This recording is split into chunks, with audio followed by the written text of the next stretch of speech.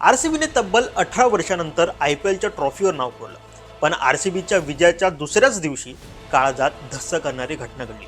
ती म्हणजे आरसीबीच्या विजयानंतर बंगळुरूमधील चिन्नास्वामी स्टेडियमवर मोठ्या कार्यक्रमाचं आयोजन करण्यात आलं होतं. पण याच दरम्यान चेंगराचेंगरी झाली आणि 11 जणांचा दुर्दैवी मृत्यू झाला.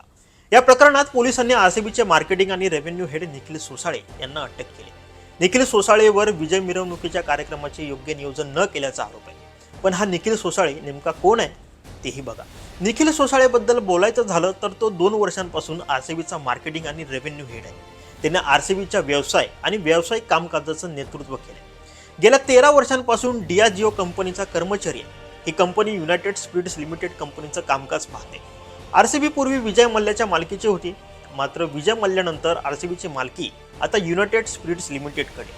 निखिल सर्वात जास्त चर्चेत येण्याचं कारण म्हणजे तो विराट आणि अनुष्काचा खूप चांगला मित्र आहे. त्याची पत्नी मालविका नायक आणि अनुष्काची सुद्धा घट्ट मैत्री आहे. ती नेहमीच तिच्या शेजारी असलेल्या सीटवर बसायची, ज्यामुळे ती खूप व्हायरलही झाली. सोसाळेवर पोलिसांच्या परवानगीशिवाय आरसीबीच्या विजय परेडची घोषणा केल्याचा आता आरोप आहे. त्यामुळे या घटनेला फक्त निखिलच जबाबदार आहे की त्यावर आणखीन कुणाचा दबाव आहे हे सुद्धा पाहणं तितकंच महत्त्वाचं ठरणार आहे.